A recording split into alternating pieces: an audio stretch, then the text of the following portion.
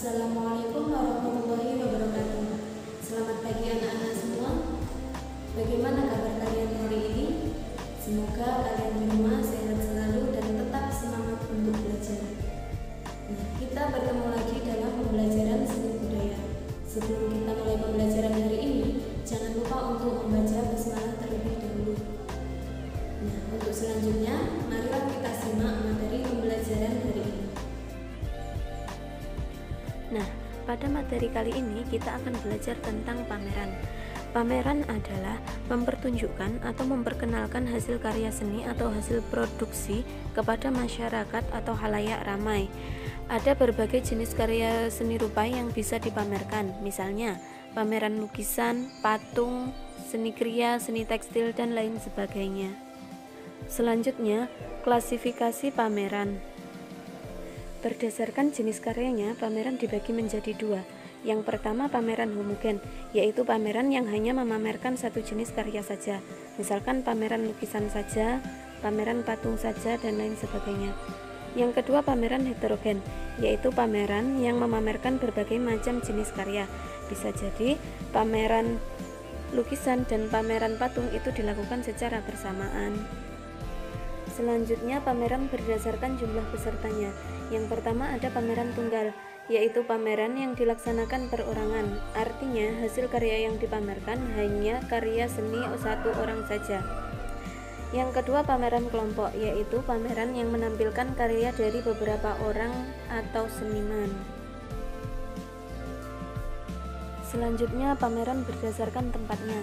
Yang pertama ada pameran tertutup, yaitu pameran yang berlangsung di dalam ruangan, misalkan pameran di dalam gedung atau di dalam museum.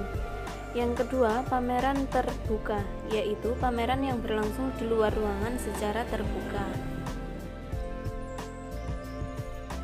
Selanjutnya, pameran berdasarkan jenis waktunya. Yang pertama ada pameran permanen, yaitu pameran yang tidak terikat oleh lamanya waktu. Permanen artinya tidak pernah tutup dan tidak terikat oleh waktu. Contoh dari pameran permanen ini adalah pameran di museum. Yang kedua ada pameran rutin, yaitu pameran yang selalu diadakan dalam waktu-waktu tertentu. Dan yang terakhir ada pameran insidental, yaitu pameran yang diadakan dengan maksud dan tujuan tertentu yang tidak terikat oleh rutinitas pelaksananya. Pameran insidental ini biasanya diselenggarakan apabila diperlukan saja. Fungsi pameran. Fungsi yang pertama sebagai sarana edukasi. Nah, fungsi edukasi ini dimaksudkan bahwa kegiatan pameran karya seni akan memberikan nilai-nilai ajaran terhadap masyarakat, terutama apresiator. Misalkan nilai keindahan, nilai sejarah, nilai budaya, dan sebagainya. Begitu pula halnya dengan pameran sekolah. Tentunya karya yang dipamerkan harus memiliki nilai-nilai yang positif terhadap siswa dan warga sekolah. Fungsi yang kedua yaitu sebagai sarana apresiasi. Fungsi apresiasi diartikan sebagai kegiatan untuk menilai dan menghargai karya seni. Sikap menghargai suatu karya seni diharapkan dapat muncul melalui kegiatan pameran.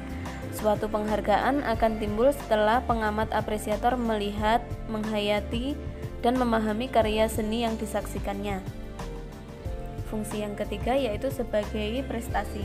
Nah, fungsi prestasi dimaksudkan bahwa melalui kegiatan pameran dapat diketahui para seniman yang berbakat. Hal tersebut bisa disaksikan dari bentuk-bentuk kreasi yang ditampilkan. Dan fungsi yang terakhir yaitu sebagai sarana rekreasi. Nah, fungsi rekreasi ini dimaksudkan bahwa kegiatan pameran dapat memberikan rasa senang sehingga dapat memberi nilai psikis dan spiritual, terutama hiburan.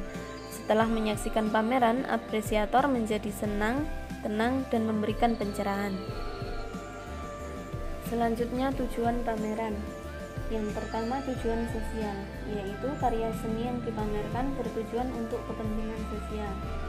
Yang kedua tujuan kemanusiaan, yaitu pameran dilakukan dengan tujuan demi kepentingan pelestarian, pembinaan nilai-nilai, serta pengembangan hasil karya seni budaya yang masyarakat miliki.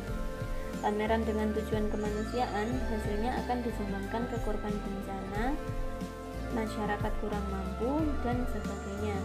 Yang terakhir, tujuan komersial, yaitu pameran bertujuan untuk menghasilkan keuntungan bagi seniman atau penyelenggara seniman. Diharapkan karya yang dipamerkan ini terjual. Unsur-unsur pameran. Unsur yang pertama yaitu materi pameran. Materi pameran karya seni yang dipertunjukkan dapat berupa gambar, lukisan, patung, kriya, seni grafis, dan lain sebagainya. Unsur yang kedua yaitu tempat pameran. Nah, tempat pameran harus mempunyai penunjang yang sesuai dengan karya yang digelar. Tempat-tempat yang biasa digunakan untuk pameran biasanya yaitu galeri, museum, sanggar, dan gedung kesenian. Selanjutnya unsur yang ketiga yaitu waktu. Nah, menentukan waktu untuk pameran antara lain seperti waktu luang pengunjung, saat kunjungan wisata, liburan nasional, saat ada event tertentu, dan lain sebagainya. Unsur yang keempat yaitu peserta. Faktor seniman yang menyelenggarakan pameran dapat memberikan daya tarik tersendiri bagi masyarakat, terutama bagi kalangan masyarakat yang mempunyai karya-karya yang dibuat oleh seniman yang sudah punya nama. Selanjutnya yaitu panitia. Pihak pengelola acara suatu kegiatan akan lebih mudah apabila membentuk kepanitiaan atau acara bisa juga diselenggarakan oleh event organizer. Unsur yang terakhir yaitu kurator. Kurator mempunyai tugas untuk memelihara, mengoleksi, menyeleksi, dan menyajikan berbagai karya atau artefak seni yang akan dipamerkan. Kurator juga mempunyai tugas sebagai perancang atau orang yang menentukan tema, memilih seniman dan karya, dan memberikan pengantar yang penuh makna pada karya yang dipamerkan. Baiklah, sekian dulu materi untuk hari ini. Semoga apa yang kita pelajari dapat membawa manfaat bagi kita semua. Sebelum kita akhiri, jangan lupa untuk membaca hamdalah terlebih dahulu. Tetap jaga kesehatan, tetap semangat belajar. Wassalamualaikum warahmatullahi wabarakatuh.